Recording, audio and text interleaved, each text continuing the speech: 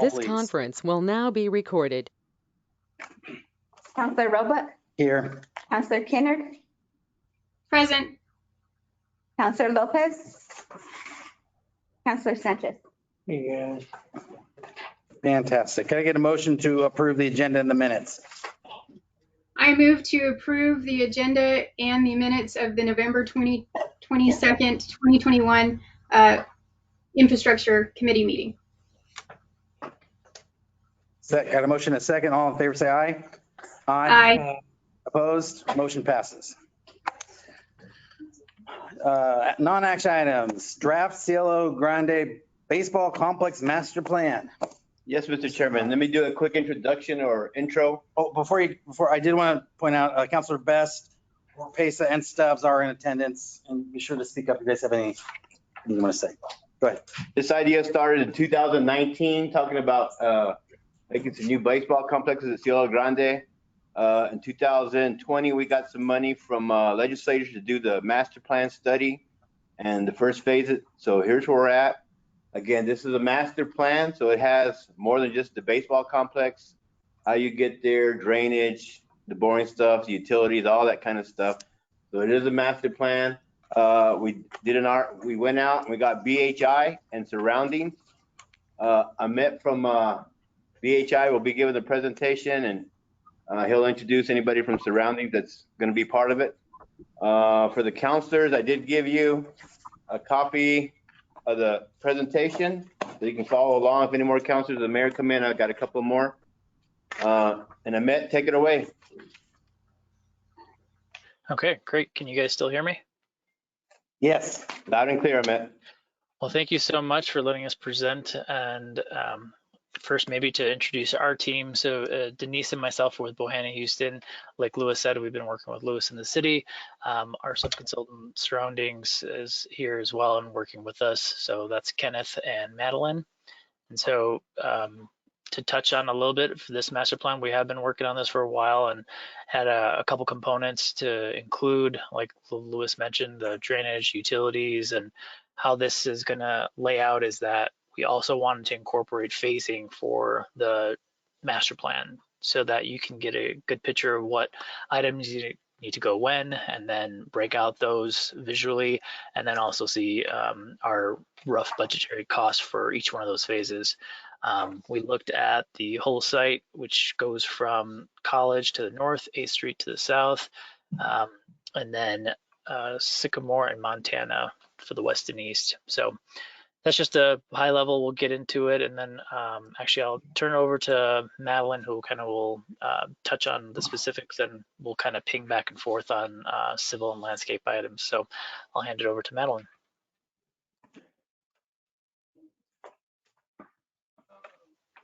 Hey there. I can lead on some of this too, and have Madeline chime in. But thank you all for giving us this opportunity to work with you and create a visionary master plan for your city and for a new baseball complex. So we've been, as Amit has said, we've been working together with BHI and with Lewis to start to create a concept which started on the creation of 8 Little League fields and looking at the future for potentially a more robust regular baseball field that would cover potential events, competitions, regional competitions as well, to attract some larger groups to come to this facility. So this is just a bird's eye rendering of sort of that first idea that you can see kind of in the background, some of your existing soccer fields that are to the northwest on the property.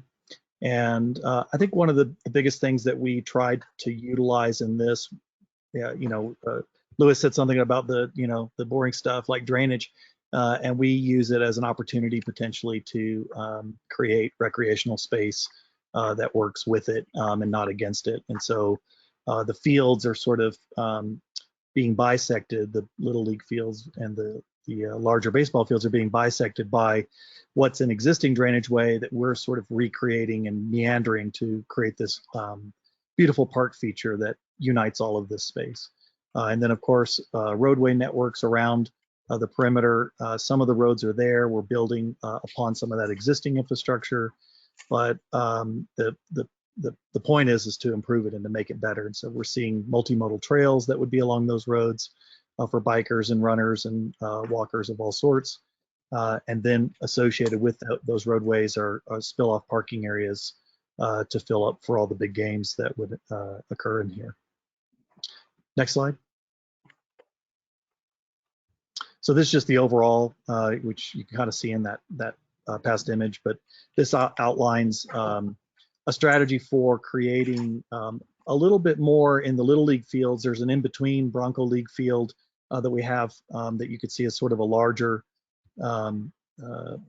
baseball field that is happening in the southwest corners of those cloverleaf layouts. And then we have regular fields for the baseball. We do have one that we would see that's in the northeast for more tournaments, so more nicer bleachers, a nicer field type there to differentiate it, so you could have competitions on that field as well. And Amit and Madeline, chime in if I'm missing anything that you all see that I should cover. So next slide. I think the next one goes to drainage. This might actually go back to you, Amit, to talk a little bit about that. Yeah, and so like we mentioned, kind of the whole scope was from Sycamore to Montana. There's not much going on from a master planning that we had incorporated from a sports complex on this west side, but what we wanted to do is start looking at the drainage components, because there is a large offsite basin that comes essentially from the northwest through Sycamore and down to the golf course. And so as we've been working with the city and wanting to plan this area, we wanted to incorporate the ponding that goes on this west half, and then also any of the stormwater infrastructure like those concrete box culverts. So we do have a drainage report and study that is going to go along with this master plan, but that effectively summarizes to having ponding areas that are kind of shown in P6 and P7, and then with the intention of 8th Street being rerouted, realigned, and working through there, and therefore needing those concrete box culverts to have a road that is at grade and into the development on this west side. We had made some assumptions on what would be developed here, but the main focus really is on the east side. So go to the next slide, please. And so effectively on this east side, where our master plan is kind of laid out specifically from a drainage standpoint, obviously we wanted to drain away from the Little League fields from the center out, as well as the baseball fields, where those center areas would be the congestion stands and some of the critical components. And then what we try to do again is integrate the existing features and site drainage. So there is a low area where P3 is located, and that's kind of where we had our entire site drained to. And so incorporating that existing feature as well as the soccer fields and infrastructure to the northeast, we had intermittent ponds throughout to kind of slow and capture the water, and then provide this kind of path between essentially P2 to P3 for drainage, but also to have this multimodal landscape, pedestrian walkways through there, so that you can get from field to field and walk along this nice area. We'd also put in some, the master plan, as Kenneth will go through, has the feature flag football fields on the west side and some parking, and so some of that drains to P5, but we try to integrate existing improvements, existing drainage, and incorporate that with our proposed development. So that's generally what this plan shows. Next slide, please. Yeah, if Kenneth and Madeline, you want to go through Sure. circulation. And how much time do we have to speak? Take your time, Kenneth. Take your time. Okay, just want to make sure.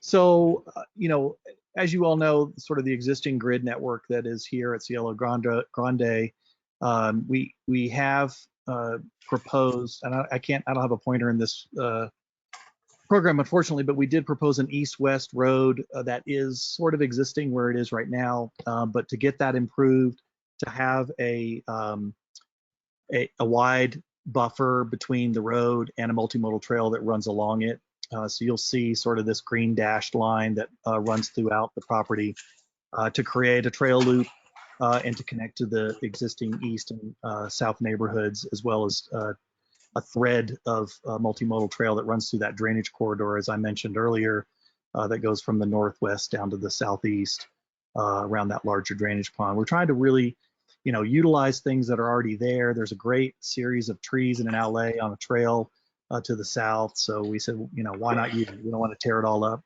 But we do want to create that pedestrian connectivity, both also from the aquatic center across. So finding ways that we can create safe crossings over, integrate it into the network as well is an important piece of this. Most of all of the baseball facilities are accessed from one gate, where there can be maintenance gates for staff to maintain the facility through locked gates around your fields. We really just see all of the entrances directly at the north, and it just sort of works out that way also with all the adjoining parking.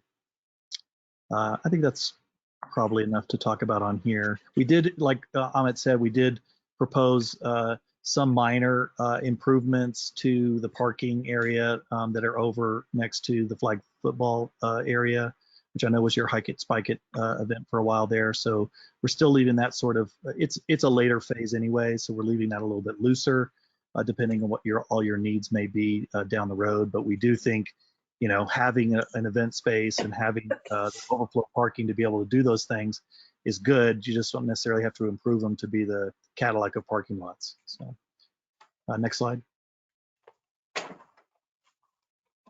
This is back to infrastructure for you, Amit. Yeah, so this is kind of just a snapshot of all the utilities, both existing and proposed. So it's a lot of information on here, but what we tried to do, what we had done is gotten a topographic survey, and what we tried to do here is show those existing improvements, utilize them as best as possible, and then plan out the master plan with the proposed utilities that are required connecting to those existing infrastructure. So we had laid out and coordinated wet utilities and dry utilities with the city, and then also dry utility agencies, and size them for what we think is appropriate. And then we'll kind of go through this more in depth and the different phases. So I'll just kind of leave this as that. So, next slide.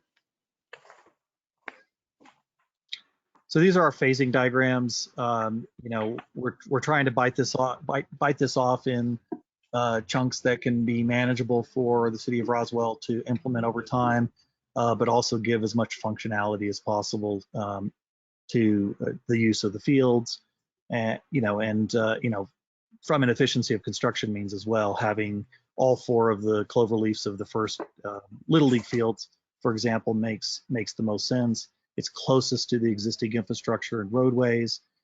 So we really felt like that was the good starter phase for you all to start.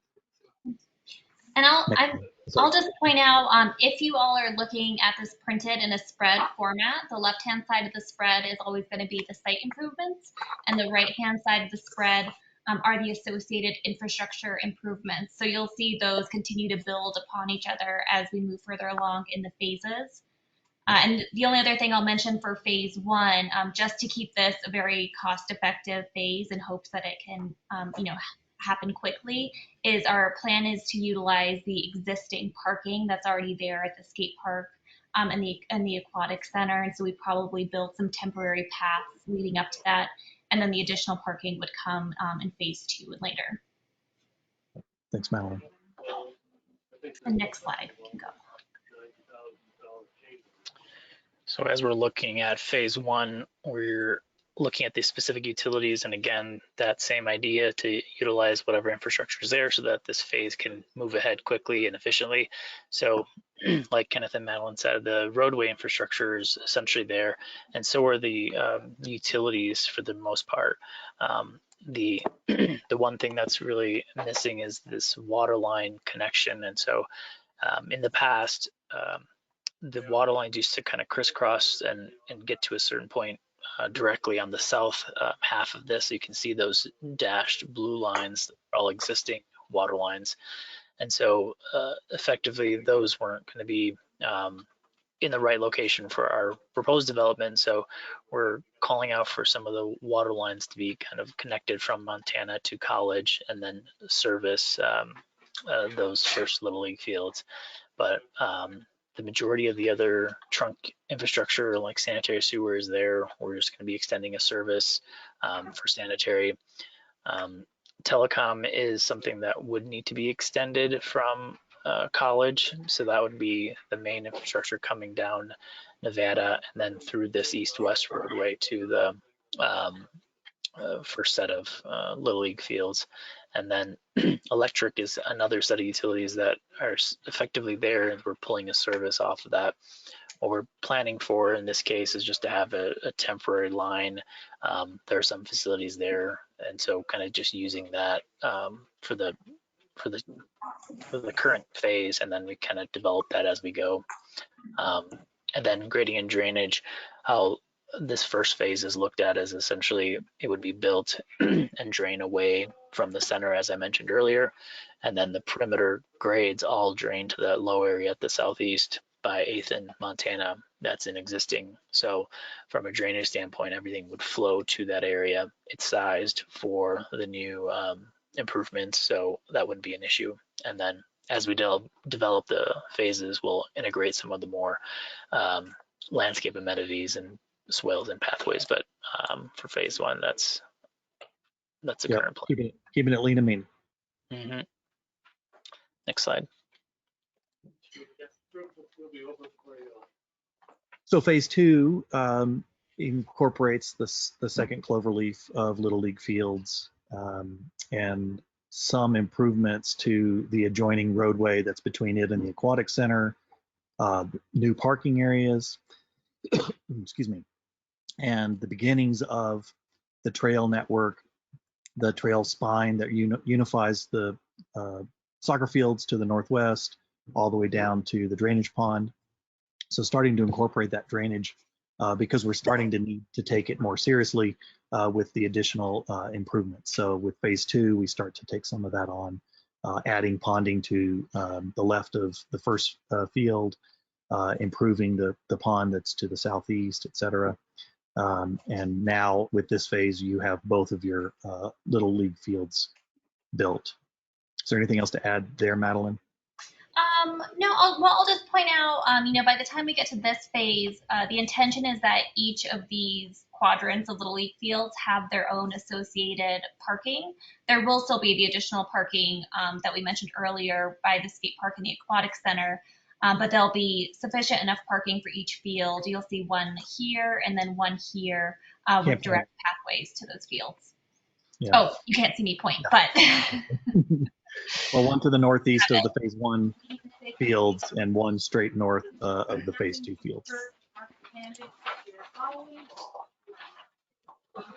Next slide.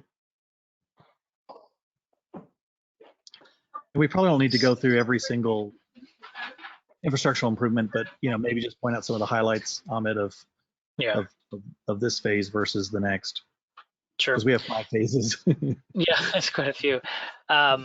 So yeah, I think this phase, the drainage kind of essentially went through integrating that for the proposed development, and then continuing the utilities from that spine of phase one and extending those essentially to the second cloverleaf of the Little League fields.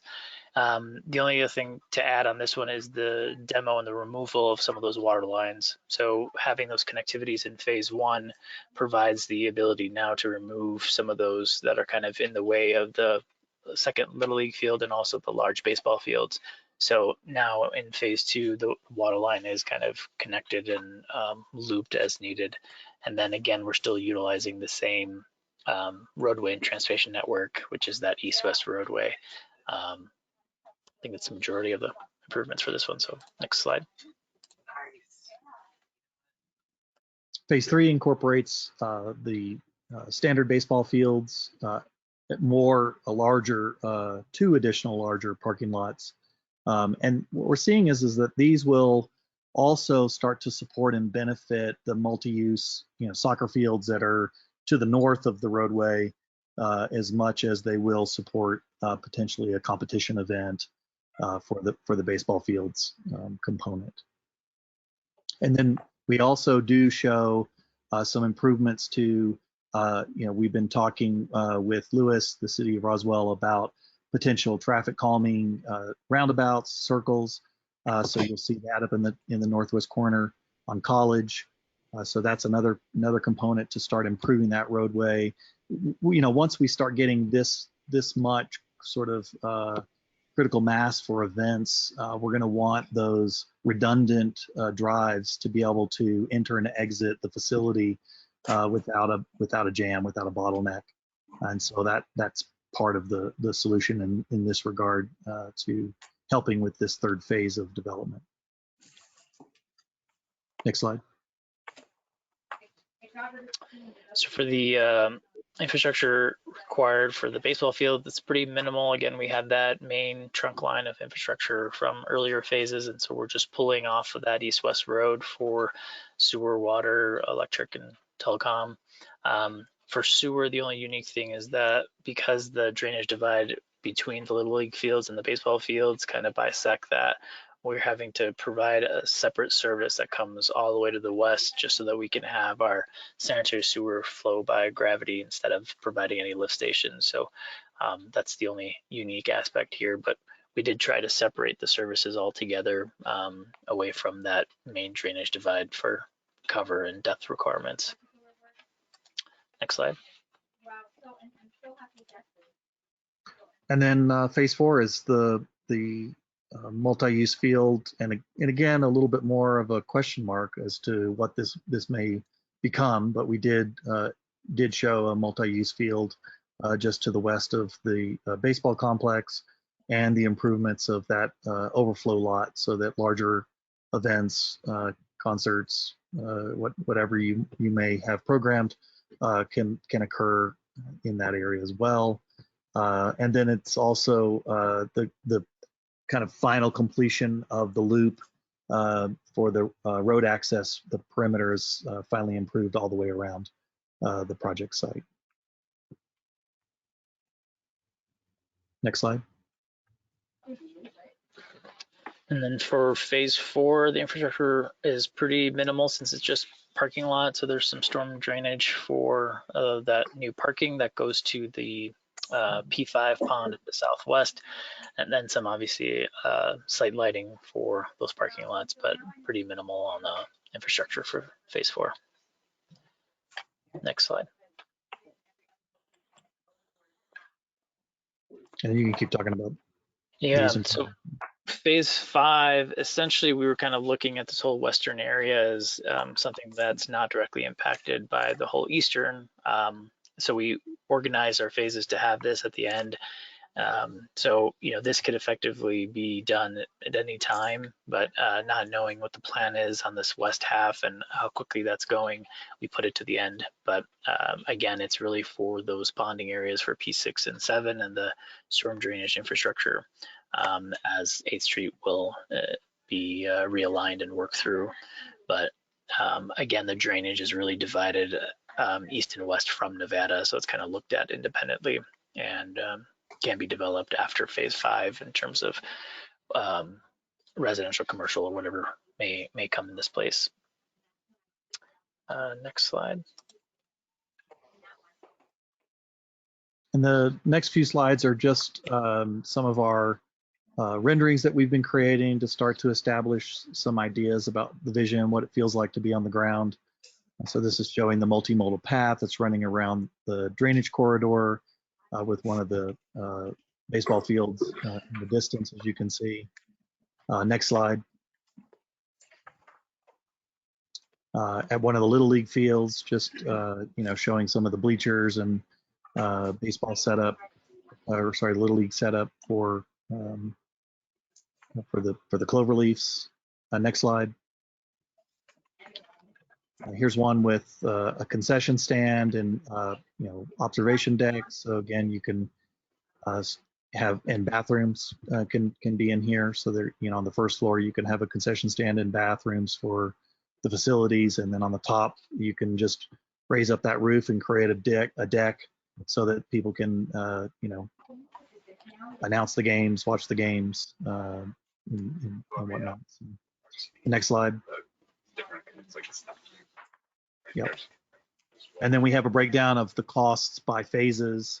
So this is a pretty thorough examination at a master plan scale, but this is a breakdown of costs and how we typically will price out fields. We did another one recently near El Paso in Santa Teresa area of New Mexico, and utilized a lot of the cost data that we started with there as a starting point.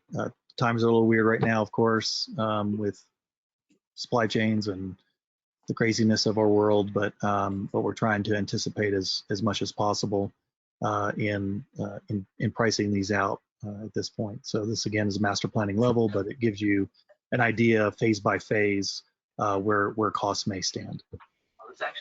And the one thing I'll point out here is the city, right now, the prices reflect natural turf for all the fields. The city has said that they're interested in pricing out the event fields for each quadrant as artificial turf. So that is a price we are still working on and something that will be reflected in the final document. So we'll see a little bit of an increase here for that artificial turf.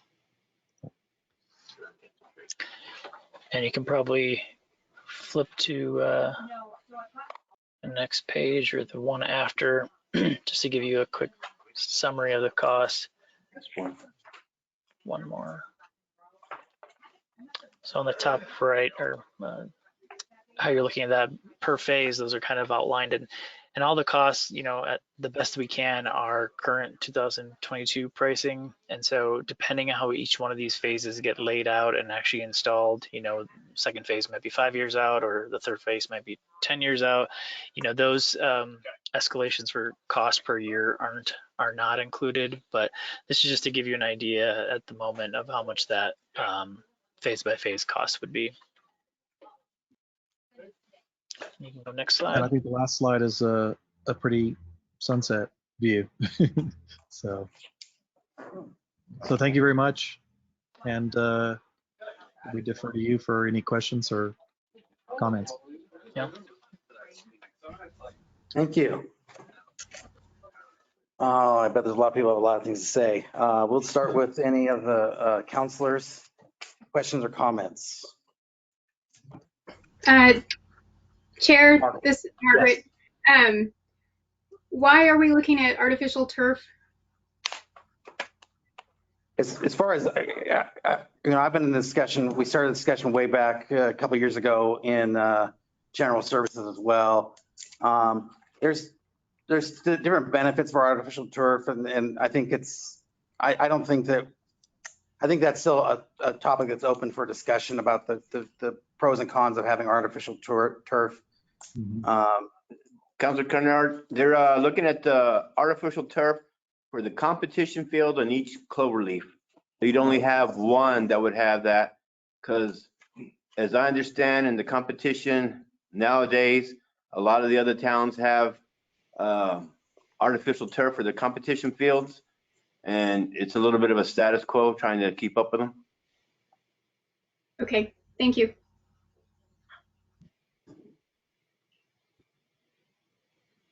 Other questions, counselors? No, that's good. I had a couple of questions. And this is more probably for staff. So I know there's been a long going discussion about 8th Street alignment over Sycamore. There's a slight grin under there. Okay. It wasn't taken into account into this. Well, let me show you. Perhaps we can also go to the plan slide, so we can go back to 17. Go back to 17. And Kenneth or Madeline, right? Okay. Go to 18. No, that one, right there. So one of the things that we're talking here, 8th Street A Street right now comes down here. Mhm. There's a version that says it comes down here. There's another version that says Yes. it's come up this way. For the baseball complex that we have here, from a traffic control point of view, traffic calming, we're sweeping A Street up that way. So we're not really looking what we're doing over here yet, Sure, okay. other than I needed to know what size structure I would need in case wherever we go on A Street, if we cross the Arroyo, I need to know what size structure to put in. So, but I guess my question then is that we could accommodate any of those options with this. Correct. Okay, that's. Yeah, because we stop right there, or we can stop right here. And that hasn't been decided. Unfortunately, no, we're still working on that piece of land in the corner that's kind of held that whole thing up for a long time, and hopefully. And then, I don't know if, Counselor, you know that Kevin Mavers is also working on a plan for OMA. Right. So, The one thought that I had as looking at this, you know, and I know we've had this discussion at several different committees over the last couple of years, but there's been a real hesitation about releasing that land that's west of Nevada to developers, simply because even looking at this, I love this and where it's going, and I'm excited about it, but man, those baseball fields take up a lot of space, and if we want space for anything else, we're gonna want to be sure that once we get rid of that land, we can't get it back. You're not. that is correct. That is correct. And so I think we definitely, as a council, considers that over the next couple of years, just we need to be aware that if this is a direction that we decide we want to go, that we need to make sure that we retain a good portion of that land on the west side of Nevada for future expansion. Comments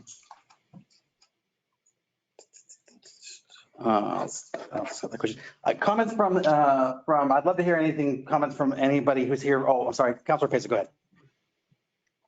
Thank you, Mr. Chairman. My question is are these fields being made for the Little League organization, or is it being made for USSSA?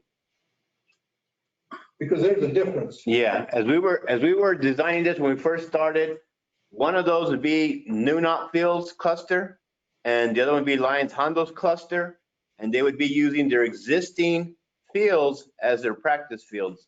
These would be the game fields only. When we were looking at it, we said, let's go ahead and put baseball in there, just so we have a true baseball complex. Again, I'm trying to look at the big picture. What's the maximum we would need if we went out the full maximum? And that's why you have the baseball fields. That's why we're looking at the west side, what we'd have to develop with the drainage, the streets, everything. Because, I mean, in my mind, if it's a master plan, you look at everything, and that's drainage, that's utilities, that's everything. The roads, and the price tag is high. The price tag is very high. What you do with the master plan then is look at it, council, you guys decide which direction you want to go. And at least now, if you want to go after money, whether it's a bond or whatever you're going to do, now you have a master plan to be working off of. And if you tell us that you go phase 1 or phase 2, we can continue to develop plans in very more detail. And then we start getting the prices. But again, this is to give the big picture with everything that we think we would run into when we build it. No surprises. We don't want to have surprises. If you do take it to voters, I believe the voters should know what's in there to the very last, to the best of our ability. And that's why, I mean, if you're looking just at baseball fields, I can understand that, but the engineering department, we got to look at the big picture. And that's why when you see that and you see the price tag, yeah, it's sticker shock. Very different sticker shock, but that's how you have to know that if you're going to sell bonds or you're going to take it for a vote or anything else. The voters need to know what they're looking at, what they're voting for, in my opinion. Go ahead, sir. Mr. Chair, if I remember correctly, when we started talking about this, this was originally to try and bring baseball tournaments to Roswell. I think that was one of the main ideas. Yeah. And the reason that I asked whether they're baseball fields or they're their USSSA fields is because I've been in Roswell over 50 years. And the people that are here that are associated with Little League organization can correct me if I'm wrong. But Little League has never, ever hosted a tournament here. Never. There's been a couple of USSSA tournaments, but the playing fields are very different than Little League.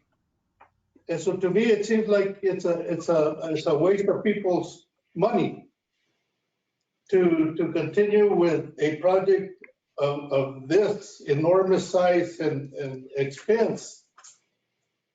If indeed the main focus is to bring tournaments in, and USSSA is not going to bring those tournaments in. The last tournament that we had for USSSA, I think brought in maybe 30 baseball fields. I mean, USSSA, and it wasn't even the Roswell Leagues that hosted that tournament. It was Clovis that hosted that tournament here. And so, and correct me if I'm wrong, but in my opinion, we have some excellent fields, and both leagues have some very excellent fields. That this money could be very well used to upgrade those two facilities. And if you want to bring tournaments, it's not unusual to go to a tournament and play in different fields. Rio Doso is a good example. If you go to Rio Doso, they got fields spread all over. As a matter of fact, they even use Capitan as one of their fields. If you go to Lubbock, you'll see the same thing. So it's not, you go to Las Cruces, it's the same thing. You can play in different fields. So it's not uncommon to bring a tournament and fields be spread out. And again, we have some excellent fields here. And so, in my opinion, I think for this amount of money and for the purpose that we're talking about, I can't see spending $60 million. Thank you, Mr. Chair. Thank you. To your point, and I think that it is a law, even over a long time, it is a large investment. And certainly I think that my feeling's always been that we invest in things that are moving forward. You invest in winners, and certainly I think for the council to have a comfort in investing this, I'd love to see, because I think you're correct, is that you can host tournaments without having all the fields. This is certainly ideal, and I think that I, for one, like this as a goal to have. But we're not going to get there if the city can't do a better job of even using these existing facilities that we have to bring whatever tournaments that we can. And can I put you on the hot seat for a second? I know that you guys have been working a little bit on this, because I think that, if we look at the past, the real question is the past going to be indicative of the future? And that's hopefully a no, but I'll let you address that. Thank you. Mr. Chair, we are currently working and seeking for a sports tourism representative that would take this master plan and even our current bills, utilizing them for sports tourism to bring in tournaments. I'd like to introduce, if I may, I'm going to put them on the hot seat. This is Alex Diaz. He is our new recreation manager. He will be handling all of our associations and sports moving forward. Now that he's on board, he just started a couple of weeks ago. And this is Colette Hall. She's our new recreation director. As we're looking at sports tournaments, looking at recreation as a whole, we're reevaluating and revising and redefining our strategy and our approach to sports tourism. And so that's kind of where we're at with Ms. Mervine's departure. We waited for these to get on board, so we're just kind of tweaking it a little bit, but still same goal that we presented at the previous counselor workshop. Is there a time frame? I mean, it would be great to see some sort of like, what's the 1 year plan, the 3 year plan, 5 year plan, if you could look that far out, about how we're going to go about doing that. Because I'm excited about these folks, and I do think that, again, if we don't change anything in your department, in your world, the past will be indicative of the future. But if we do make changes, that's how we can lead it going forward. And then if we start seeing tournaments happening in our existing fields, it makes the argument for this a lot more viable, I think, from a city, from a perspective as far as the tax revenue it's bringing in, the tourism it's bringing in, as well as obviously beyond just supporting our little leagues as well, because I think that's it. But go ahead and answer. I'm sorry. Go ahead. Two things that we've started. So one of them, we had current staff reach out to all of our associations and ask them for a capital improvement plan or a capital improvement list. This was back in November. We received some. We've compiled that. One of the things that you guys are going to see out of this department is we're going to be asking on our budget each year. We're looking at each field, whether that be baseball field, soccer field, softball field, flag football field, but there will be some type of improvement that we would be requesting from the council to make sure that we are keeping our fields up to the level of competitors in our region, whether that be Clovis or Hobbs or Ruidoso. And that's where Alex really comes in, and we'll be working very closely with the associations to make sure that we are maintaining our fields, not just here. And then the other portion is that strategic plan and making sure that not only do we have a plan, but we're executing the plan rather than having it sit on the shelf. So. Okay. Thank you. Yes. Can I just make one last? Yeah, absolutely. Absolutely. In my opinion, Mhm. and this is just my opinion, I think it would be wise for us to make sure that if the purpose is to bring in tournaments, that we are able to do it before we step into a large expense fee. And I don't know whether these are supposed to be play-only fields or they are supposed to be the organization fields and the other ones become practice fields. Because when we did the softball fields, they were supposed to be play-only fields, but we don't know, it didn't turn out that way. And so the plan didn't go according to the plan. Sure. And so my thing is that if I'm going to be asked to support something with this amount of money, I want to make sure that we are going to be able to attract the amount of teams that, because the last time USSSA came and asked to use the softball field because of the skin fields, they came in with a suggestion that they could bring in 100+ team tournaments. Never happened. It's been 7-8 years. Yeah. ago. Yeah. Yes. And I would concur with that. And that's where so much of this hinges on what you guys can do to really get over those hurdles. Because again, this is money. If we put this money into this money we're not putting into something else. Certainly. So I'd love to hear from, yes, I'd love to hear from the leagues. Go ahead. I'm Josh Torres, the president of Lions Hondo Little League. Thank you for coming today. Yes, sir. Thank you. I guess my main question with all the studies and efforts that have gone into these fields, I think one small oversight is one thing that Lions Hondo is located way south of where the complexes are being proposed to be built. At this point in a normal season, as a coach, as all the coaches in our league, the responsibility that I take on, my wife and I, to pick up kids on the way to the fields, provide rides to and from kids that walk and ride their bikes already to our game fields. It's a big deal. To increase that distance by 3-4 miles would really, it might not seem like it now, but it would really put it'd be a hindrance for some of the participants to be able to make that trip.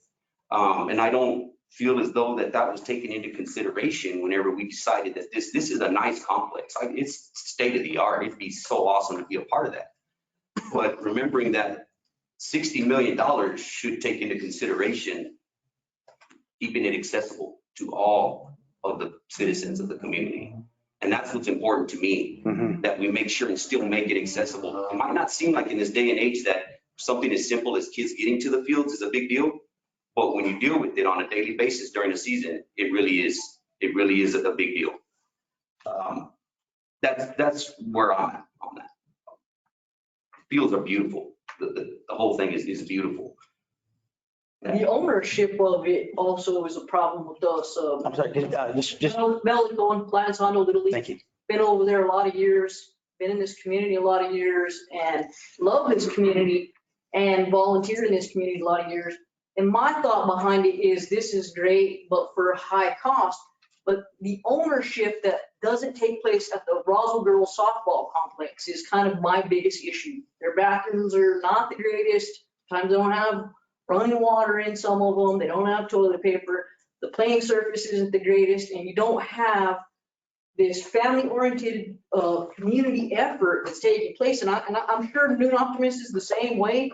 Is, you know, they get a group of parents that are there for that season, and they take on a lot. I mean, we're there day and night, you know, like we've been at it since probably October already down there, getting things ready for the season. And I know a lot of people don't go and take that into account when their kid just goes and plays baseball 3 months a year. But this is an all-year effort through Little League. And Little League in itself is a very difficult organization to deal with. They want a lot of paperwork. They have a lot of rules and regulations. And Artesia tried this too. Artesia tried it. You know, they got, we'll get a lot of leagues come up and play USSSA and we'll make some money and the city will do well. And, you know, hey, people will stay in Artesia. They went back to Little League. They stopped playing Little League. They're back to Little League now. Because, you know, you can't get to the World Series playing USSSA. I'm just going to be realistic here. I mean, and like I said, this is beautiful. We'd love to be a part of it. But, you know, does it incorporate the entire city, number one, for that type of cost? And then, you know, do you have the ownership of that community level taking care of that complex as well? Or is it just going to fall onto these folks? And then, you know, 20 years down the road, we've got what we had over at the softball complex, like the men's side. You know, you look at that versus the young girls, it's kind of run down. And you're thinking, well, that's kind of because nobody took ownership of it. So that's just a general concern. Yeah, you know, there's a lot of issues wrapped up in those comments, you know, and I think as we've been retooling the recreation department in general, the relationships with the leagues is so important. The leagues, you know, volunteers, people who are giving their time to make for our kids. Yes, sir. So those kids, I'm getting all like fuzzy about it. Believe me, I'm exactly. Yeah, and Yeah, we're really passionate about that. and to get those kids outdoors, teach them teamwork, teach them how to win, teach them how to lose. Yes, sir. Those are life skills that they're not getting playing Nintendo. For sure. And Little League is one of the most successful things we have going in this town. We have a couple other things, of course, that do well, but Little League certainly puts a lot of kids out there, and they learn these great skills, and they're outdoors, and it doesn't happen without the thousands and thousands of volunteer hours by coaches and by each Little League's boards and stuff like that. And I think that, you know, you guys get a lot of grief because you have to deal with government, and who likes dealing with government? You know, I could just mention one more thing.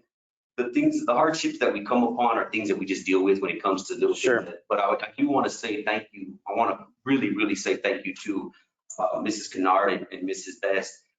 They went out of their way to help me at my facility. I'm sorry, Mrs. Best, I'm just going to put it out there. You're fine. But they went out of their way to help me procure some field dirt that I've been trying to get a hold of for about 3 years. And I mean, these ladies have put a huge smile on my face, regardless of what you can see right now.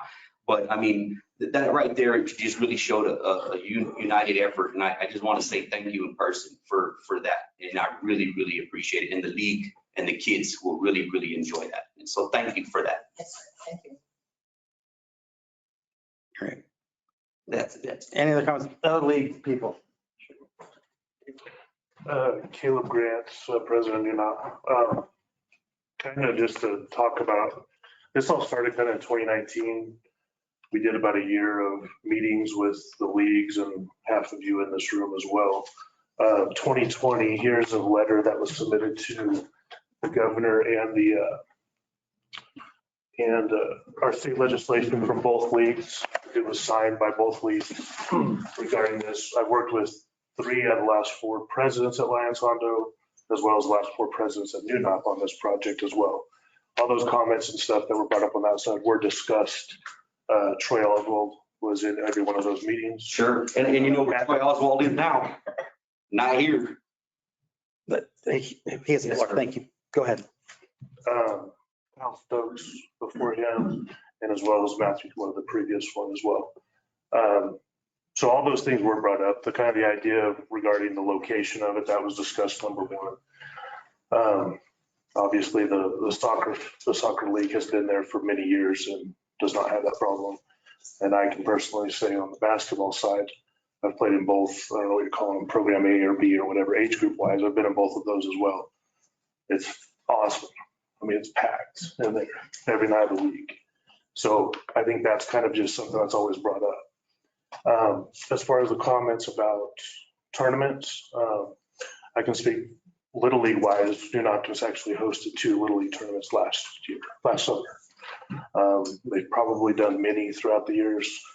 I think you said in the last 30 years, and I grew up playing tournaments here with Little League. There's been quite a few that's been hosted. Those are deemed by the state Little League of where they're at or whatever, who bids for them. They're actually pretty much a money loser for the league when they do it. So it is a financial commitment as far as the cost goes of that. And then changing a little bit to the USSSA comments, when we had those meetings, the idea was to build these fields a little bit bigger with drop down bases, portable mounds, those type of things. So it could accommodate both and be inclusive with any of that stuff. From my experience, a tournament with 100 teams that come to it would have to have a facility like this completed, as well as all of our other fields to even come close to probably 100 teams in a weekend. We really don't have that right now. Our main little, it's not even a diamond. We have 3 fields, over there. And then the big field that Gateway and the junior league uses along with Lyons Hondo. We just have 3 fields, and really one of them is kind of the right size. It's really even too small for Little League right now, and we're constrained. That big field is actually up against a street, so we have the street there. That's a problem. Our minor field, we've talked about expanding that, but actually it's a drainage problem. And this kind of came up when the reason why we're at this point too is there was no real plan for it. There was actually a drawing of it from the 80s or 90s from the recreation plan of Cielo Grande that had it more by the golf course, but it really wasn't a plan anywhere near to this. It was just on a drawing. And the league came to me at the time before I was even involved, wanting to do one kind of by the other big field. Well, it's in a huge drainage plain, so you can't build it there without doing a lot of work. So as far as NUNOP is concerned, we're pretty much constrained as far as expanding any of our current fields. And I guess pretty much between us and our big field is that huge drainage canal that you guys have probably seen if you've walked. Mm-hmm. So the idea was to be all inclusive to everyone and location. All that was talked about for that. The only problem or hesitation I have about this plan that was talked about a lot in that planning phase 2 is I think as far as the council goes and the city goes, it really needs to be the 2 diamonds at one time, where both leagues can be there at one time. The ownership stuff was addressed as well. That way each league can have their diamond or their quad, just like we kind of do now with the city's help on all that stuff. But where the ownership could be there to maintain the fields and whatnot. And Councilor Kennard asked about the artificial turf. Obviously, yeah, that'd be awesome, but the cost is sky high on that stuff. And there are some cons to it as well. I mean, I played over on the Hobson one. It's different, and it's very, very hot. It makes it kind of hard to use in the summertime because of the temperature that comes off of that thing. So there are some different deals there as well.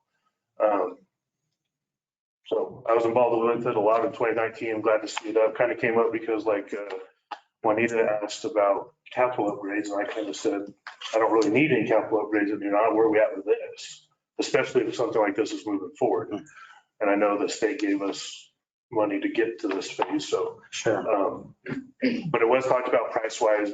I know Roslyn's not going to spend $60 million. I wouldn't want to spend $60 million, as most of you know my opinion on that type of thing. But working with Kevin Dillon, our poor boy version was about $13 million in 2019. So based on the calculation I know Lewis has, that could probably be done for $17 to $18 million. But so there's options out there. It wasn't just about bonds going to the voters either. There was some other options that could be talked about as well. Mm-hmm. So Thank you. Yeah, I appreciate everybody's comments. Obviously, we're not making a voter decision or anything on this right now. But it is good to see this. And I think it is critically important to get this. It's hard to talk about something if you don't have something on paper at all. And so I think this is a great next step. One thing that I want to make sure that we've heard clearly is the city is committed to maintaining its current fields. If and when this happens, the city will still be maintaining those current existing fields. And I think everybody agrees that we could use some more fields regardless. I don't think that there's any disagreement on that. We don't have enough practice fields by any stretch of the imagination. For sure. Where everybody's, when my kids playing Little League, we practiced in someone's farmland, basically. Yes, sir. So, I think the more fields are going to be a good thing. I really appreciate this and the work that engineering has done on this. And I appreciate, again, the approach that I think some of the comments that Mr. Grant had is that this is a real plan with the thinking through all the legit. It's not just an idea. It's not just a dream. It's a plan, at least for this next phase. We'll continue the discussion. Please talk to counselors. I encourage all you people to continue your conversations with counselors, your opinions on this. And at some point, we're going to have disagreements and it'll come to a vote. That's the way it works around here. So And the plan would be, Mr. Chairman, to come back in May. Okay. And for the June council. That way, I don't know what kind of, I really don't see any comments to really change to the plan that we have right now. Seems like we might. I did have a question. Yeah, absolutely. So Steve Dodson, you used to be with Noon Off, just my kids have rolled out, so I'm just kind of an observer now. But does the plan as it's drawn up have any place for like warm-ups and so forth? That's a big issue, safety issue when we go. The warm-ups would have been where you see phase 4. Okay. The intermediate kids when they hike and spike it. That's why we were kind of using that. We call it the soccer field or flag football, but that's actually warm-up space that we want to keep intact. Keep that grass going as a warm-up space. For multi-use area, Mr. Nance? Correct. yeah, because right now for phase 4 and phase 3 is grass right now. Yeah, phase 4, we already got grass right here. So, I mean, it'd just be a stage, an area to kids to warm up. Because we did talk about that at the time. The drains we're talking about, if you've seen it, you've seen the holes that we have over here. BHI is already utilizing the existing drainage patterns and ponds that we have, just trying to make them bigger. Thank you for that. And I just want to add, I've been involved with this since 2019, and man, this is great. It's so exciting from an economic development standpoint, from the city of Roswell, quality of life. It's such a huge thing. So love this. Great job, whoever put all this together. Thank you all. We appreciate giving you our presentation, and we look forward to hearing how this goes with you all in the future. We do agree. I don't know the gentleman that was speaking. You guys are this big, but phase 1 and 2, we of course would love to do it all at once. And it just, and I think maybe that number that you all had of the 13 million was looking at the fields, right? But not all of the associated infrastructure. Drainage starts to get affected, parking lots, roadways, and so could we bring it? And by the way, the first 2 phases I think are around 27 million in our estimates right now, with contingencies that are, I forget what we put our contingencies at, Madeline. 30%. Yeah, we have a 30% contingency. Yes, so we got a large contingency in there as well. I think that it's probably not far from where that 13 million was, because I believe that with no plan in hand and no assumptions, they were probably looking at the fields as sort of a straight number and maybe very basic, infrastructure for parking, et cetera. I don't know, maybe they figured out other things. But what I was going to say is that even in that phase 2 combined, there may be ways for us to not do all of the street improvements in those sections. Maybe there's more minimal improvements to the drainage corridor that BHI could solve. I think there's always that kind of flexibility that we can try to build into how these things will work. Again, we want to give you the vision that gives you that, like what that gentleman said, quality of life, right? This is an improvement for your city that attracts both residents, tourists to Roswell, and these are important investments in any community. So, And thank you. With the plan and phasing as it is right now, you know, the intention, because we do know that each community needs to have equal opportunity to these fields. And so the intention as it is now was that the quadrant would be divided in half. So 2 fields would be for one and 2 for the other. There is the larger Bronco field in the southwest corner, but that could be striped for Little League.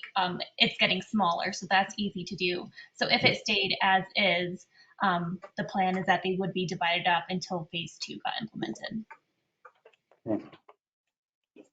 Any other comments? Thank you for the discussion, everybody. We will move on. Emmett, Kenneth, Madeline, thank you.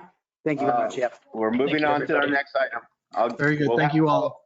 We'll have a follow-up call this week. Sounds great. Bye-bye. Thank you, everybody. Bye.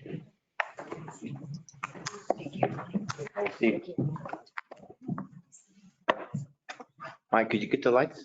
Yeah, thank you. Okay, non-action item 3, airport infrastructure update. All right. So don't have any slides for you guys for that, but you got a picture of the airport up there. You got to start with that one with the water line since it's up there. Basically, Lewis and I were just talking last week. I was off because I got exposed to COVID, so I had to go hide. But at any rate, while I was off, Lewis brought the contractors out to walk the route and do the pre-bid meeting. When do the bids open on that? February 8th. Just to give everybody an idea where you're at, this is the airport. Terminal's over here. Our new east tower's over here. This is YO Road. This is YO Road right over here. We're bringing the line to the north and then coming back to the east and then over here to what I used to call Mystic. It's got another name now. AVEX.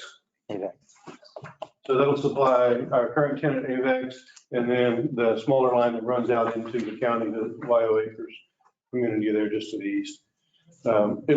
Once it gets all connected and going, it's going to be better pressure and better water flow for everybody around there.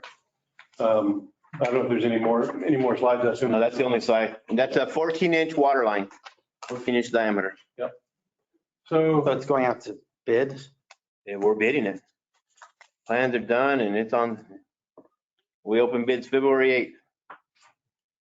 So that's 2 million of the 5 million of the county money that the state got for them going into that project. The other 3 million is going for the Ascent project. We have already been engaged Armstrong to do the engineering piece of it. They've done the site planning. They've done the site design. What's coming up quickly, we're going into paperwork agreements through a CS contract with Constructors Inc. on the demolition. I can't give you an exact start date, but probably within the next couple of weeks, we'll get that started. They're already on site doing another job for us, so the turnaround time and getting them over will be very quickly. And they estimate a week or 2 to do all of the demolition of the existing asphalt, the concrete slabs that are out there, and the concrete roadways that need to go. So basically that whole 8 to 9 acre site will be nothing but dirt when they're done with it, ready to go out to bid for the horizontal site work on aprons, parking lot, drainage. Locating water line. Yeah, water lines, the one foundation that we're going to do, all that'll come next, but we're getting prepared for that. So should be able to see some movement on that pretty quickly. Other projects going on, I mentioned that Constructors is on site. They're working on taxiway Alpha and Juliet, which is not on this map, but it's directly to the west of Dean Baldwin and Millennium, out in that area on the north end of runway 17. They feed that north end of the runway. Those were FAA funded projects for a little bit over 3 million for the total thing, about 3.1 million. And we are taking those 2 taxiways in that area down to the subgrade rebuilding all the way up. It's at about 55% completion at this time. The last thing really left is to finish smoothing out the lower layers of asphalt to get all of the shape, and then they'll put that traction surface layer on the top, which will be a few inches of asphalt, and finish it up. That should be done by the middle of February. Terminal parking expansion is in the design phase at this point. The overall percentage of the project is about 5%. They're about 85% done with design, 85, 90%. Once they get done with the design, those documents will go up for bids, and we'll start looking at building that parking lot just to the west of the terminal. And then we're building 650 is now. We'll build about 65 to 70 covered parking spots over there. And that'll be paid parking for the covered. When will the design be done? When will what? When do you think the design will be done? Should be pretty quickly. The last time I talked Like 2 weeks? probably within a month, I'd say, A month. to be conservative, because they're working on all this other I'm stuff at excited the to same see it. time. That's why I'm asking. Yeah, and Ascent obviously is the prime project right now. We have to keep them moving. So that distracts a little from the other. Yeah, they're very close to finishing the design. As soon as that happens, we'll go out to bid. Let's see, what else do I have? The baggage makeup room that we began work on back in December, or actually November, finished up the middle of December. If you remember, I talked about that before. The TSA had offered to put a baggage scanner in there. That work is completely done. The baggage scanner is in there. It's operational. They're very happy with that product. Matter of fact, the people with BOS security that work it said, we get too many bags. We have to work too hard, because they were having to open up every bag and manually inspect every single one of them before they got put on the airplane when you checked them. Now they just put them in the machine. The only ones that don't fit, or something beeps, and they have to look at it. But majority of the bags go right through the machine. It has probably increased efficiency 5-fold. So they're very happy with that. That project is done. We spent altogether about $38,000 to do that, between conveyor reconfiguration and then the carpentry work that we did, and a slight little bit of electrical. TSA paid for the actual scanner and all the electrical hookup to that, and all the other technical pieces that were associated with it. Let's see. The drainage study is the other big one that we're working on right now. They have begun survey work on that. I'm not real sure where they are, but they have a long way to go. So really in the beginnings of it. But that'll be a ton of surveying the whole airport, studying the way the water drains currently, studying to see whether it's draining as it was planned, and if those plans are adequate for what we need to do now. So that'll be a little while going, probably. I don't think they'll be done with that until at least halfway through the year. So it'll take a while to finish that. And the last one that we have not begun construction on, but is well into design, about halfway, is the terminal and general aviation ramp area. That work will involve basically surveying some of that, some if not all of that's been done, and then crack sealing this concrete where it can be crack sealed and restored. The stuff that's cracked and broken up too badly will be jackhammered out and replaced. Then to the west on the general aviation ramp, we'll do a 3-inch mill and fill to take out old asphalt and replace it.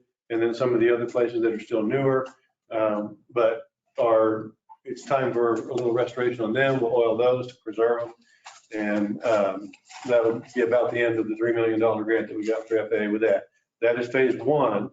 The other phase 2 will be similar, and it'll come probably toward the end of the year or next year. But it goes to the east of the terminal, and most of that money is going to go to the area right there where the air cell teardown pad was, and right in front of Hangar 84, because that's what we'll be adding on that doghouse with the EDA money, which is still a little ways off of getting that organized. We have too much on our plate right now, which is a good problem to have. Yes. And that's about it for what I've got. Stand for questions. Questions? Thank you very much. Thank you. Next slide. Next, project updates from Okay. engineering. Mr. Chairman, the slide you see above you is a drone flight from Lee and Deming Bridge. And you can see the river, and you can see the new concrete box culvert and the apron and everything. So we've done it. What we're bidding right now, we're gonna open up bids February 8th. We're gonna open up bids for the Edgewood water line, which would be the water line between Garden and Atkinson. And then the water line that you saw at the airport. And yesterday's paper, we advertised for an inclusive park phase 1. So that's in the works too. We'll open bids on that one March 8th. And I stand for any questions on any projects that you had in the packet. Just an update on Atkinson. We'll cover that. Oh, you got the, Yeah. okay, thank you. Okay. Another project we're gonna open up on February 8th is the wastewater treatment plant dewatering facility and dissolved oxygen improvements. So lots of projects coming through and you'll see them all. That's not the screws, is it? Yeah, it's screw press. It is the screws, okay. And then adding oxygen to the water that before it leaves the plant. So the fishes can live in the river. Okay. Okay. Utility Director Lorenzo Sanchez. Yes. Item number 5, go ahead.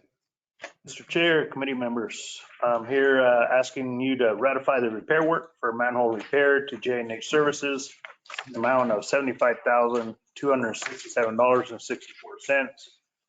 Just a little background. During the construction operations of the North Atkinson project, which is currently underway, it was discovered that 4 manholes had severe mechanical distress. This is the last of 4 manholes that were in need of repair for change order number 1. The other 3 manhole repairs were already approved at last month's infrastructure committee and city council meeting. This falls within the current work zone of J&H Services. A quote was requested, and upon review of the quote, J&H was authorized to proceed work and ordering of parts.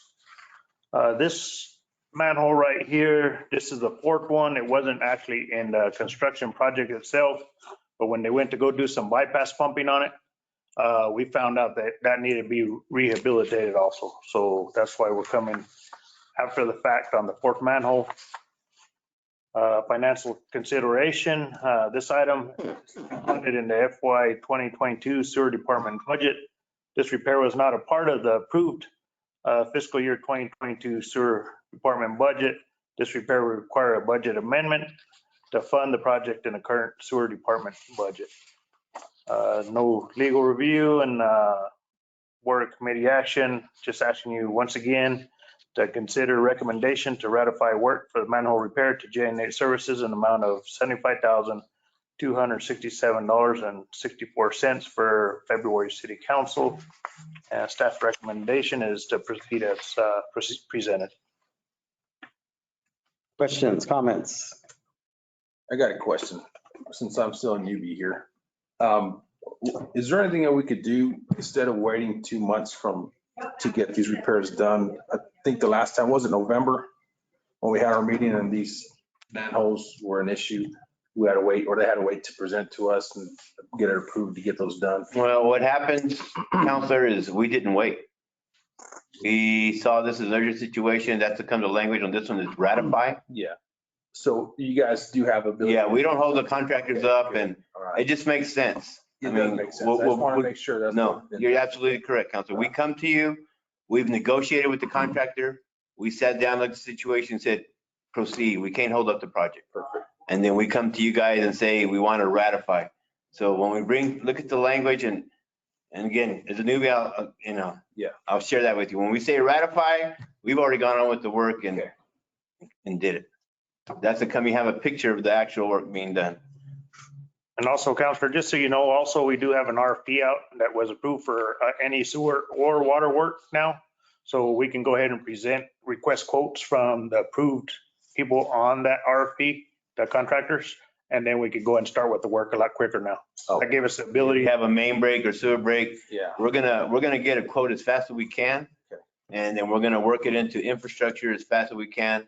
More than likely, we've already entered an agreement, gotten a PO, and nowadays what's killing us is waiting on materials. So my next question, and I'm glad that's the way it works, because I just couldn't comprehend it when we had it approved the last time. That's just ridiculous to me. Now the traffic flow from South or North Atkinson going down like 4th Street or 5th Street. are we doing anything to slow that traffic down? I've been down there and it's like yeah. If you notice, we're trying to get people to turn on Garden, and we had 3 message boards out there. And it's just, some people follow the detour route, some people don't. Yeah. And unfortunately, a lot of people just, and it could be a trucker, just his first time on that route. He's so used to it, he didn't understand what the message boards have. I have a message board between College and, on College between Main and Garden. And then I have another one right there just past Garden where that old gas station used to be, just to remind you again. But then if you go again, then I haven't seen any truck traffic through there, but it's more residential traffic. And do we have any? I have been there about 3 weeks now, or 2 weeks probably. Is there like any temporary speed bumps we could put in that neighborhood or something, or make it safer? I've driven there many times and it's traffic is going pretty fast. What I could do, I could put my radar detectors over there that flash it and then see what the speed study is. Okay. Because typically when I have a speeding issue, it's typically 8 o'clock, lunchtime, 3 to 5. Yeah, and the route that I usually take is coming up Atkinson, then that restaurant that used to be on 2nd Street, I can't remember that Mexican restaurant down by the dollar store. Maybe that's where it is, that street that turns north. Well, that's the Orchard. So people are taking that same route, hauling butt, and then coming up that first street that passes the construction right there. So, well, and I would venture to say that's all the neighborhood people that are just taking it that way. Okay. Because Orchard, I mean, if you know the neighborhood, you're not going to take Garden. You're going to take Orchard because you know Orchard will get you down to 5th and then wherever you want to go on Atkinson. Yeah. So is there something we could do, like maybe just put those up? Well, we are going to do something. We're waiting on some parts and we're going to tear up the intersection of 3rd and Orchard. Okay. All right. Well, we're waiting on an 18-inch valve, some 14-inch valves. We're going to do a line that we have a valve that's broken. Fortunately, it's broken open. But if we have any more breaks or anything over there, we need to turn off the water, we can't. So we've already issued the PO. You guys already approved it. That was the 3rd and Orchard work. And we're just waiting on parts. Just like we're waiting on parts for Mountain View School. Really? Still waiting on parts. And it's been since October. Councilor Pesa. Just to pay attention. Sure. Councilor Lopez was asking, you don't need speed bumps on Orchard. Got all the potholes. Yeah. The people will go very slow on there. Yeah, well, every time I've been down there, it's really congested. Real rough. I know, I've been down there, it's congested though, and the people are just going pretty fast. I know we can't tell each one of them, but something, because I'm kind of concerned about that. And I see a lot of the traffic usually goes right through Orchard instead of going to Garden. Yeah. Because it's easier. I mean, I do the same thing. I live right there. And so it's easier for us to just go down Orchard. But the problem with that is that Orchard is so full of potholes that you have to be careful. Yeah, the detour is Garden. Yeah. Okay. But I'll move the radars and see what I can do. Can certainly do that.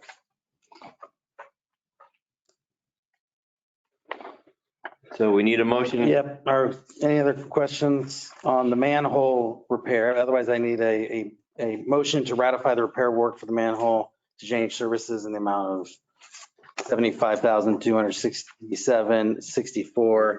And we can send this to the consent. You can send this agenda. to consent. So moved. So moved. Yeah. A second. All in favor, say aye. Aye. Aye. Aye. Opposed? Motion passes.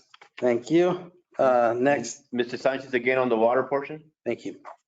Again, Mr. Chair, committee members, here to asking you to consider award of the water line replacement for the North Atkinson Rehabilitation Project to J&H Services in the amount of $762,651.01. So background, again, during the construction operation of the North Atkinson project, which is currently underway, it was discovered that there is severe mainline distress. Upon inspection by utilities department, it is determined that the water main lines needed to be replaced As this falls within current work zone of J&H Services, a quote was requested and J&H was authorized to proceed with work and ordering of parts. This work is to be completed as change order number 2 on the project. We did have this scheduled to get replaced at one time, but then we tried to not replace the main lines to save some funding in the budget. But once they got the project going, they're just driving over this main line and everything, and it's blowing out. They're not even vibrating or anything. Councilors, if you'll see, this is the break that happened, but part of the project is we're taking out 18 inches of the old pavement, and that's how shallow the existing pipe was. So then what happened over here, just the heavy traffic, just the construction equipment, not even open to traffic, we started breaking the line. And Mr. Sanchez is correct. In 2020, we did have the design sheets, which Juan was the designer on this project. We had the water line, but when COVID hit and there was 35% budget cuts, we took a chance and took the water line out of the project. But now we have to put it in. Again, Mr. Lopez, Councilor Lopez, we're already doing the work. We couldn't wait. This is the old line, this is the new line. Then a new 12-inch going in. We're doing 12-inch line and 6-inch line. But we're getting rid of we're leaving the AC asbestos cement in place. It's got asbestos, but it's politically correct to abandon in place. That's what we're doing. And what happens, we put in the new line, we put locator wire, and then when the guys need to locate it in the future, they can just go and locate what's out there when you call for a one call.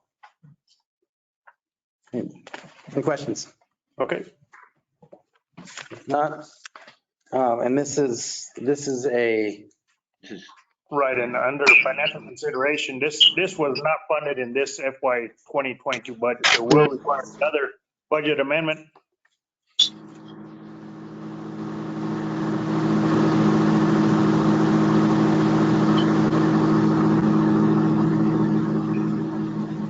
It requires another budget amendment to fund it in this year's budget. And we're just asking you to consider a recommendation, or actually now it'd be ratify. That's what I was wondering. Ratify the work. So we'll change that on the next city council. We'll ask you to ratify the recommendation to award water main line replacement for North Atkinson Rehabilitation Project to J&H Services in the amount of $762,651.01 for the February 10th, 2022 city council meeting. And the staff recommendation is proceeds as presented. And just to elaborate on the cost, we did negotiate and brought it down. It was higher than this. And what we're doing on the work, on the areas that we're already working, Mr. Sanchez, utility director, they have the pipe. We already have in stock the pipe. So we're furnishing the pipe. We changed the specs and we had them bring their prices down. And then the next phase, they'll have to provide the rest of the pipe or the rest of the pipe. So again, we didn't want the project to wait. I mean, it's already an inconvenience for the people wanting to use Atkinson. Mm-hmm. So we provided the pipe to keep the project going. We negotiated to get the price down. We said the first price that they gave us was too high. And this might seem too high, but it came down $200,000. Okay. Any other comments or questions? If not, I entertain a motion to ratify the award of water line replacement for North Atkinson Rehabilitation Project to J&H Services in the amount of $762,651.01 to the consent agenda.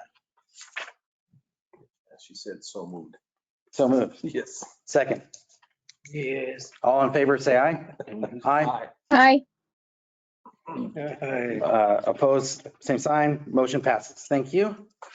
Moving on, let's go to the Hondo River Trail. Okay. Item 7. Okay, so this is fine. This is the Hondo Trail rebid. If you remember, we had bid this project and then we only had one bidder, and that bidder didn't recertify themselves at the DOT, so they canceled it. So we rebid it, and we did get 2 bids. J&H is the low bidder, $209,196.60. That includes GRT. And the DOT has reviewed it, approved it, and concur with our recommendation for award. This may go to consent. Questions? If there's no questions or comments, then I would entertain a motion to award of the Honda River Trail Rebid ITB 22-003 to J&H Services of Albuquerque, New Mexico in the amount of $209,196.60, which includes GRT, to the consent agenda.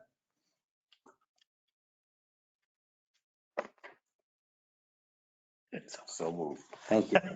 Second? Okay, I got it still moved in a second. Yes. All those in favor say aye. Aye. Opposed? Motion passes. Thank you. Number 8, Hobson Road improvements. Mr. Chairman, this next 3 projects are part of the DOT stuff that they had extra money or they want, and we put in 4 projects. We got 3 projects. So we put these projects out in a hurry. What you have, first one, that picture is incorrect now. Those tanks are gone. Say it. The tanks are gone. So that's put that one in the archives. So we had 2 bidders. Constructors was the low bid at $1,320,458.76, which includes tax. DOT funded, and the DOT will pay 95% of the project. And we recommend award of the project. Questions, comments?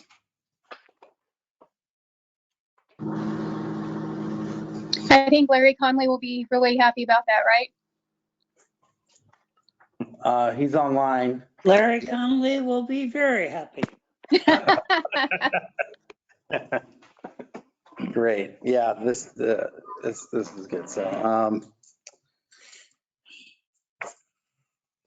okay, then if there's no further discussion, I would entertain a motion to award of the East Hobson Road Improvements ITB 22-013 CNLP 20023 to Constructors Inc. of Carlsbad, New Mexico in the amount of $1,320,458.76, which includes GRT, to the consent agenda. So moved. Second. Great. All in favor, say aye. Aye. Aye. Opposed? Motion passes. Okay, Mr. Chairman, the next project is again TBF money from the DOT. 95% will be paid by the DOT, will get reimbursed. McGaffey, this is McGaffey mill and fill 3 inches, plus build sidewalk on the north side of McGaffey from west city limits west of Wyoming. We had 3 bidders, Constructors Incorporated. Was very competitive, aggressive, and the price with tax is $905,342.51. Yeah.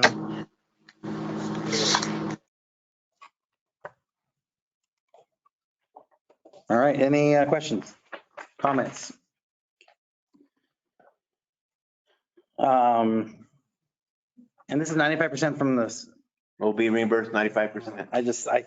Because of that, I'm happy sending it to consent. This, obviously we get these big ticket dollars if it's coming out of our revenue.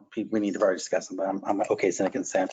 So I would consider a motion to award West McGaffey Street Rehabilitation ITB 22-014 CNLP 20021 to Constructors Inc. of Carlsbad in the amount of $905,340.51, which includes GRT, to consent agenda. So moved. Second. Okay, got so moved in a second. All in favor, say aye. Aye. Aye. Opposed? Motion passes. Thank you.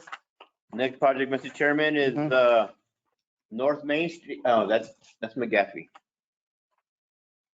North Main Street Nova Chip. Yep. We just did a Nova Chip, but remember last year we did Nova Chip from College to Country Club, and then we did College from Maine to Atkinson, and then we did Atkinson from College to Brenda to the park. So again, this is a request that we did to the DOT, be 95% reimbursed from the DOT. And we're gonna Nova chip Main Street from McGaffey all the way to College and tie into where we left off. So now we'll have Nova chip from McGaffey all the way to Country Club taken care of. Y'all be coming back with another PO request for the striping. That's a separate contractor. We're using statewide contracts. We're using Brazier, and the amount quoted is $976,386.04. Okay, and this is currently budgeted? Yes. Oh, but this is the same batch of money? Same batch of money. Okay, great. Questions? Comments? If not, I would entertain a motion to approve purchase order requisition for Brasher Asphalt Inc. of Albuquerque for Nova chip pavement maintenance in the amount of $976,386.04, which includes GRT. Procurement is utilizing statewide price agreement to the consent agenda. So moved. Yes. Okay, got it. So moved in a second. All in favor, say aye. Aye. Opposed, motion passes. Number 11. What you have before you is Mr. Salas here has completed. We're 90% done with the next bridge right there where you turn off to Roswell Livestock Sales. It's $1 million project. This is a legislative grant 2021 that's going to provide $889,000 of the $1 million. And what we need you to pass now is the resolution. So then the mayor can sign the agreement and we continue with the paperwork and hopefully we'll advertise this in March. You need this to go to full council or can it go? It's a resolution and go to consent. Okay. Questions? Okay, if no questions or comments, I would entertain a motion to approve resolution 2020 XX to proceed with a North Garden Bridge replacement project utilizing $889,000 from a 2021 legislative grant F2991 NM.CN C2212991 to consent agenda. So moved. Okay, so moving in a second, all in favor, say aye. Aye. Opposed? Motion passes. Okay. On the department report, let me let you give you an update on 2nd and Virginia. If you notice, the 2nd and Virginia's been on flash mode. What happened last week, a trailer came off a truck and it hit the painted white box. And we usually keep one in stock, but we had somebody hit the one at Southeast Main and Brasher. So the one we had in stock, we put over there and it's 8 weeks to get parts. We have ordered 3 more, so we'll have them in stock. Well, we did call the DOT. Special Electronics took a drive to Santa Fe and picked one up. We borrowed one. So when we get our first shipment, we'll take it back to them. But that's usually how it comes in bunches when you start. But it's on flash. Hopefully we'll have it back up tomorrow. The sad thing is, if you remember, that was one of the ones that had the art. Yeah. There'll be we don't even know what's in the box, whether it's a stainless steel or it's a white one. We just open it up tomorrow and find out. Okay. Great. And then as far as any questions, the department reports, utility directors here, myself here to answer any of the questions. Questions? Mr. Chair, I have a question. Yeah, go ahead. Or a comment, really. Sure. So in all of these improvements that we're doing on Atkinson, I noticed that one of the projects that are on hold is the turning lane down on Atkinson at Bland. And I was just wondering, how can we get that? Because once we get Atkinson repaired and fully open, I think that's one of the main issues for traffic flow down there and for safety is to get that turning lane in that area.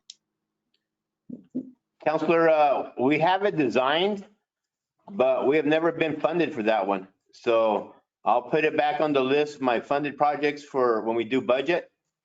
And then I ask that you counselors support it. I will support it.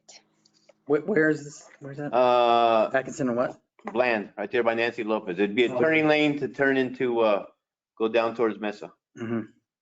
You remember the controller cabinet, the box, we actually moved it back, so now we can put a turning lane Mhm. to go from, as you're headed north and go east to Mesa, especially Mesa finishing up their remodel. So I wasn't going to bring this up, but since she brought it up, since we're talking about additional projects, how are we doing as far as, there was this big discussion about, and of course, I know what you guys have to say about it, but it's like, well, if we give you guys money, you're not even going to be able to spend it.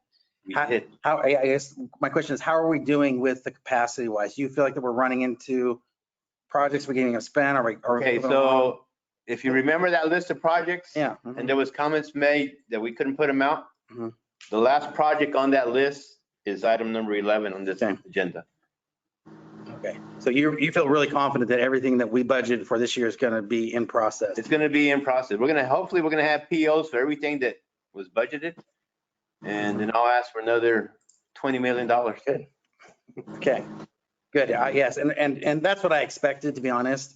I knew that, I knew you could do it anyway, but I also knew that if we challenged your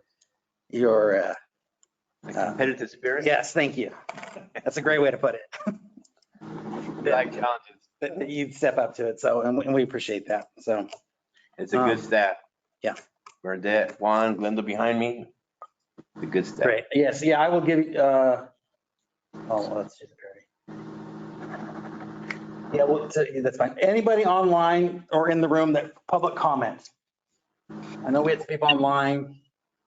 Jason, we'll get you a copy of that presentation. Yeah, I have a PDF. Counselor Perry, when I get back to my office right after this, I'll email it to you. I'll email it to all the counselors.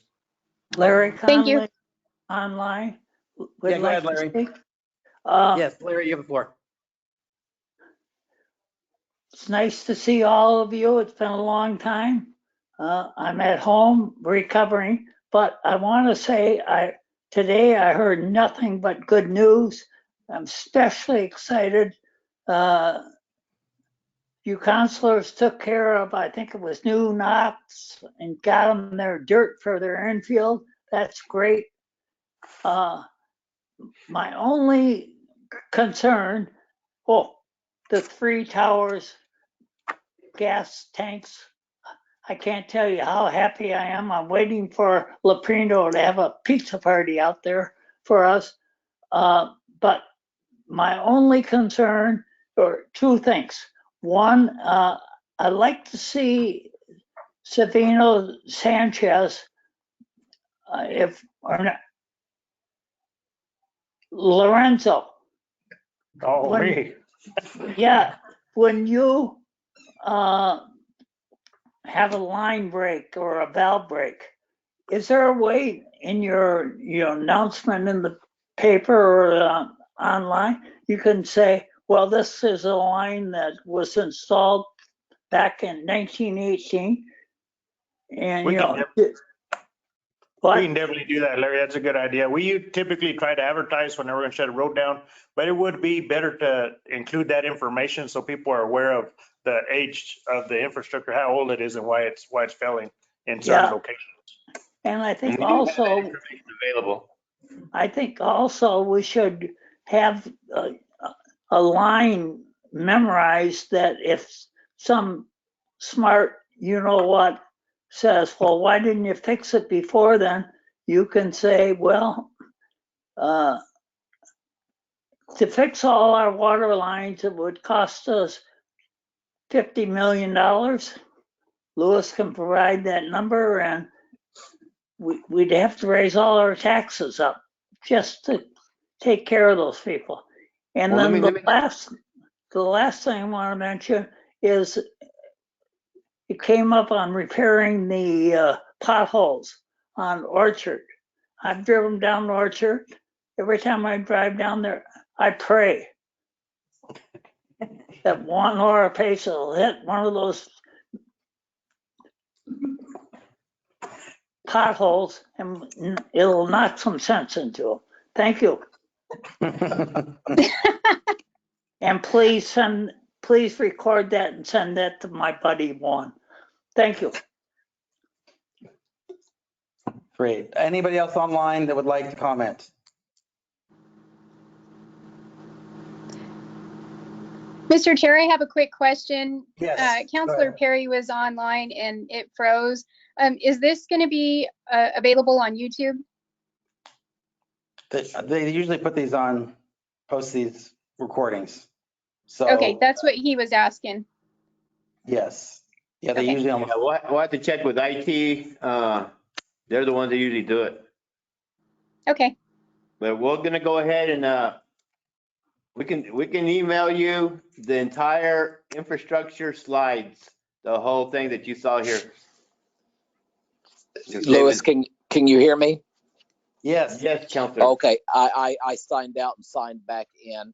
My apologies. I had to have a procedure done on my toe, so I couldn't get to the meeting in time. I watched the end there, but yeah, if you could put the slides in my box, I would greatly appreciate it, and I can call you with any questions. Okay? Absolutely. Thank you all. Thank you for what y'all are doing. Mm-hmm. Any other comments? If not, we are adjourned 5:40. Thank you very much, everybody. Thank you.